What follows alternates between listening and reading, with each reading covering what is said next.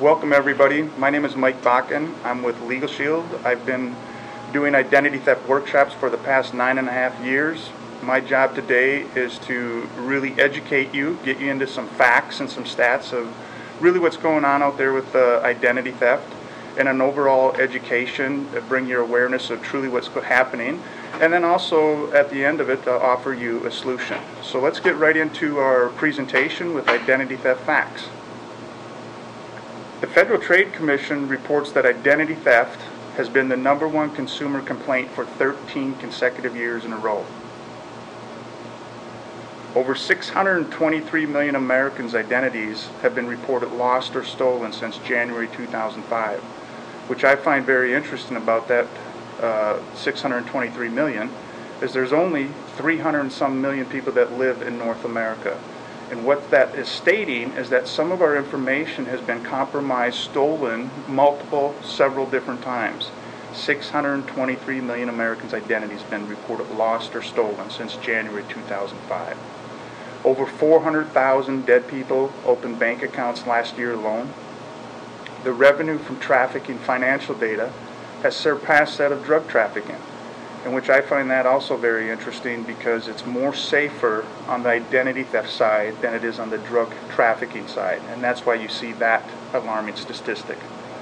Over 3.5 million children have already fallen victim to identity theft in the U.S., and that's continuing going up on a rise. Unfortunately, a lot of the child identity theft has to do with family members of some sort that their credit has been destroyed. Identity theft is posed to increase by a factor of 20 over the next 2 years. The criminals are still trying to figure out what to do with all the data. There are currently over 19,000 new identity theft victims every day. Every single day, 19,000 new people are being hit with this horrific crime called identity theft. You are 3 times more likely to have your identity stolen than you are to have your house or car broken into. And I think that's an alarming fate there, so I just want to read that one more time. You are 3 times more likely to have your identity stolen than you are to have your house or car broken into. And I'll come back to that in a moment. The average dollar amount charged in identity theft is in excess of $92,000. The average time taken by a victim to restore their identity is in excess of 607 hours. Most identity theft issues are non-credit related. And I want to hit that again. Most identity theft issues are non-credit related. It doesn't mean that the criminals, the thugs, the bad people will compromise and take their money. What it's really stating is identity theft is more than just the financial part of it. In fact, the financial you'll see in our presentation is the smallest form of identity theft. It takes about 60 seconds to find out that you are a victim of identity theft, an average of 600 hours to restore your identity. Common types of identity theft. This is where I want to spend some time in educating you on the different areas of identity theft. Again, the financial side is the smallest form of it, and we'll get into each aspect of the different forms of identity theft. There's character criminal, there's employment, medical, financial, driver's license, and minor. Out of the slide that you're looking at, if I were to ask in a room consensus of people and say, what's the first thought when you think of identity theft, 9 out of 10, if not 10 out of 10, would come back and say the financial side of it. And again, people are focused on the money side of it, but that happens to be the easiest form of doing identity theft, and yet it's the highest public awareness, but it's the easiest form to resolve. The #1 problem out there is medical identity theft, followed closely by Social Security identity theft.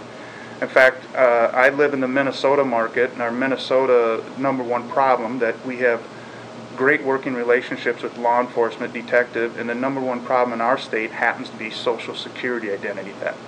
And what does that mean exactly? That people are taking our information, they're working, they're getting a job, 1099, and guess what?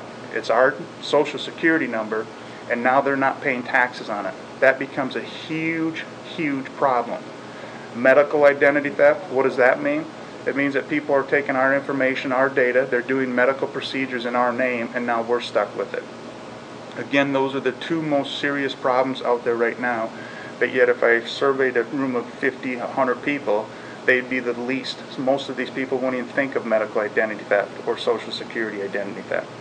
Driver's license identity theft, they have their picture on it, but it's our information. So maybe now they're not showing up for a court area. Maybe they had a DWI. Again, their picture, our information. Well, who does that warrant go out for? Who does that arrest record go out for? That's after us. That becomes a nightmare, a very serious problem. And again, minor children identity theft. That's where, unfortunately, these thugs are prying on these young kids and taking their information, their Social Security, and working in their names and causing havoc in their life. And all forms of identity theft are 100% a character criminal. They all have legal issues behind them. So let's get into some more education here. On the character criminal, you'll now see videos of each one of truly what's going on in those ones. The first one is character criminal. Every time Stancy Nesby looks in the rearview mirror, she can't help but wonder if she's about to be pulled over. Everybody needs to put themselves in my shoes and know that this could happen to them. A 30-year-old single mom with 4 kids who holds 2 jobs working as a nurse's assistant, life was hard enough before her problems with police. It's made it really hard for me to smile and be the normal person that I felt like I was at first. It started 4 years ago when Stancy was pulled over for speeding in the Bay Area. She admitted going too fast, but couldn't understand why she was being arrested. I ended up going to jail that day. They didn't believe anything I was saying. It turned out Stancy had a warrant for her arrest. The police databases showed she'd been busted for cocaine possession here in San Francisco's seedy Tenderloin district back in 1999, but that she never showed up for court appearances. Stancy had to spend 3 days in jail. The problem, she was innocent.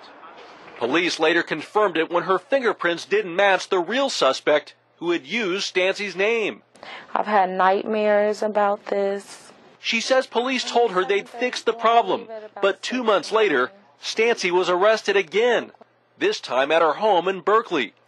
Once again, she says when the officers discovered the error, they told her they'd help her clear her name. But 3 months later, Stancy was arrested again in yet another jurisdiction.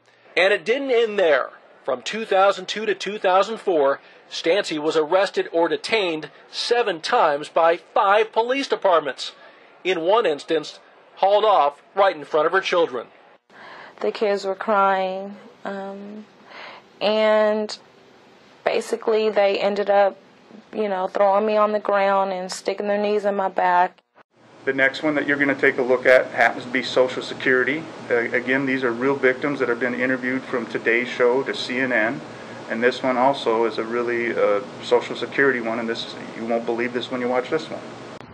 Audra Schmierer has been a stay-at-home mom for 6 years. Now that her son's in school, she wants to return to work, so she applied to a temp agency. They called me 3 or 4 hours later and said, Mrs. Schmierer, I don't understand why you're applying. You already work here.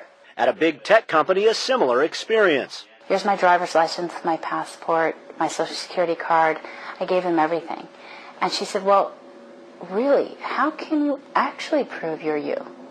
What if those people have the same documentation you do? Schmierer has discovered more than 200 illegal aliens throughout the United States are doing jobs Americans supposedly won't do by using her Social Security number. They work in fast food chains, cosmetic companies, even receive dividends from Microsoft. I started to gather all this information and really found out how extreme the situation was.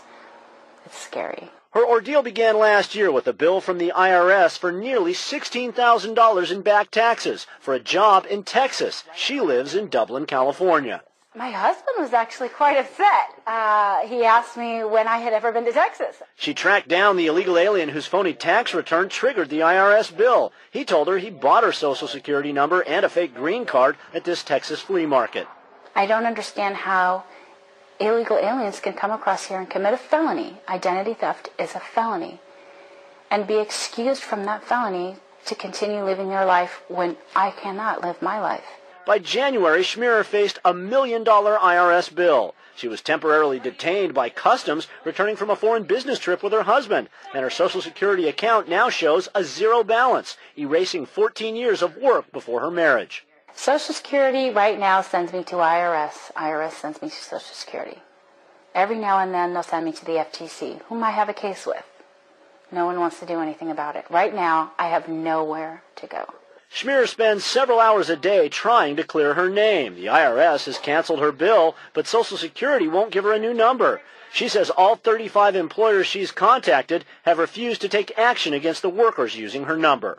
It's cheap labor, and they don't care. Neither do most senators. John Ensign brought Schmier's case to their attention, and they still approved Social Security benefits for illegal aliens using stolen identities. The crime of identity theft and Social Security fraud are not victimless crimes. The victims of these crimes are American citizens and legal immigrants. Casey Wyand, CNN, Dublin, California. And like I stated, medical identity theft, this is the fastest growing, most concerning for a law enforcement agency. And why is this one so serious? Because if somebody gets your information or my information and they go do a medical procedure with our information, it's next to impossible to remove that due to the HIPAA laws. You are going to have true licensed investigators to work on your behalf to remove that from your records. I was absolutely floored.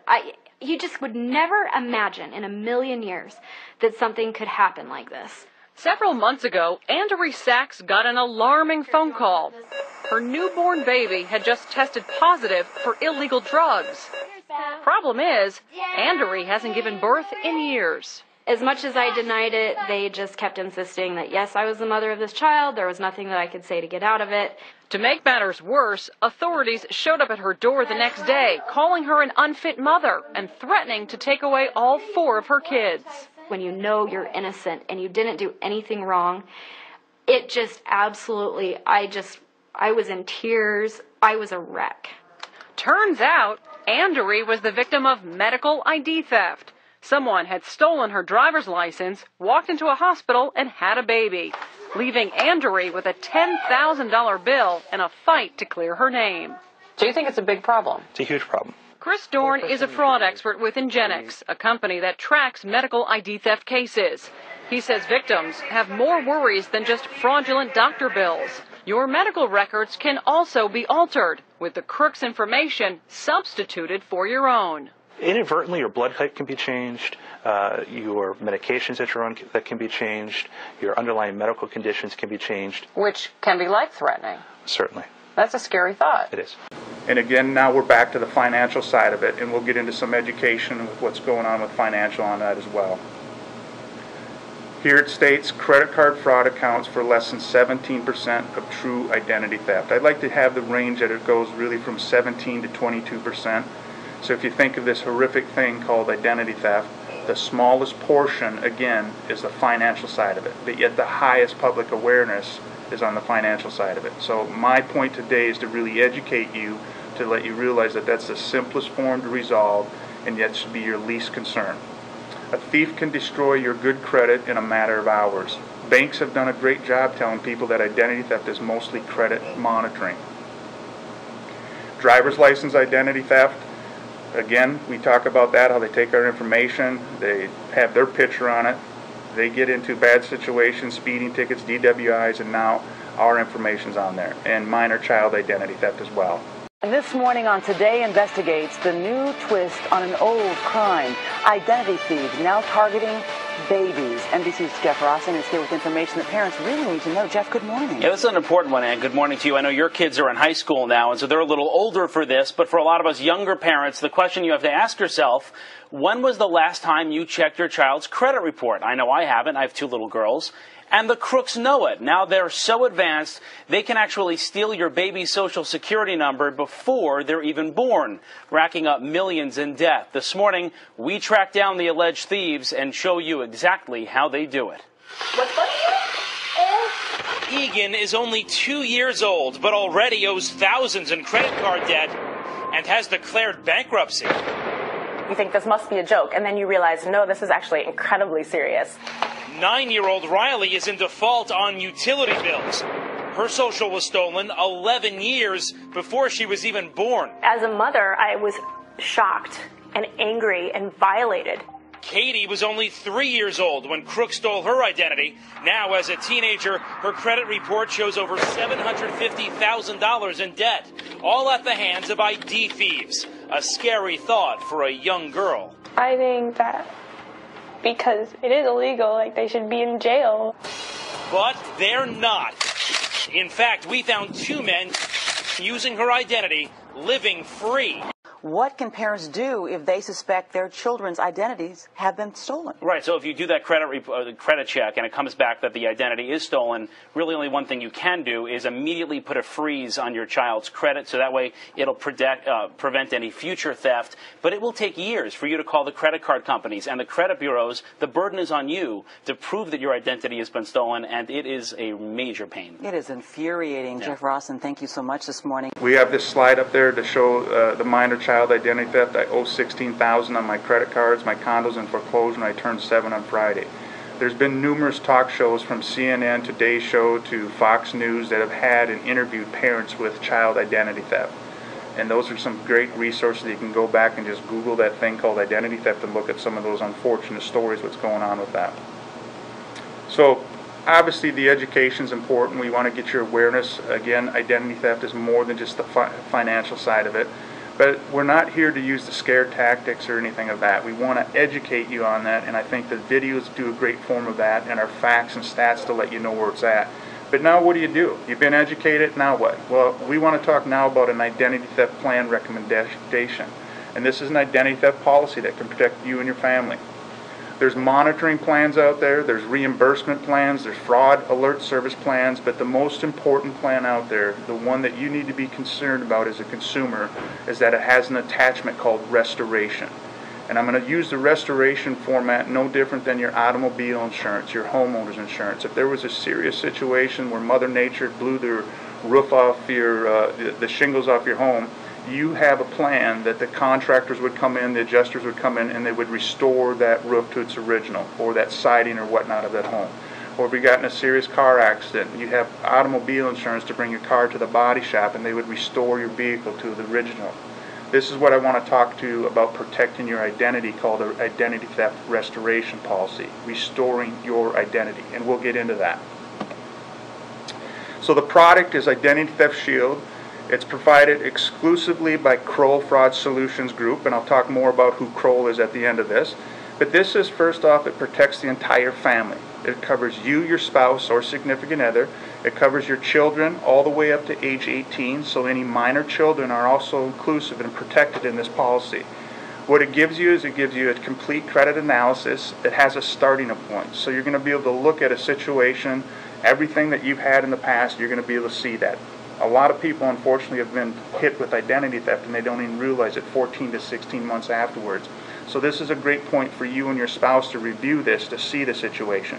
It's a soft pull. It does not affect your credit.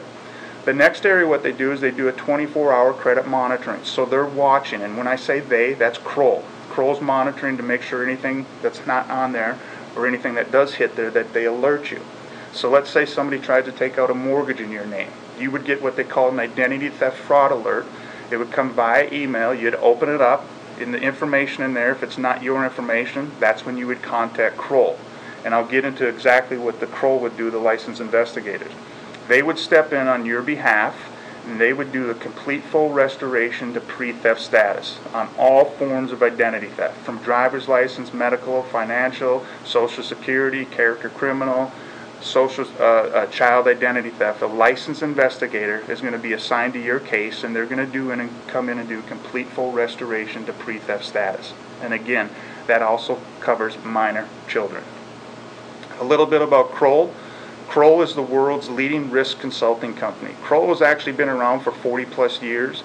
They have been in the risk mitigation entity for the past 40 years, primarily most in corporate America. But the fall of 2002, they started seeing this horrific trend on personal identity theft, so they got involved with a personal policy.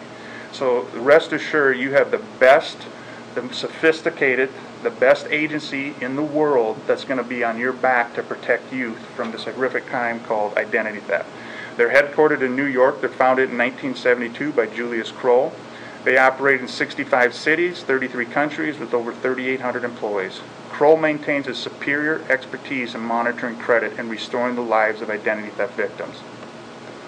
The next step would be up to you. We shared with you now exactly what it is.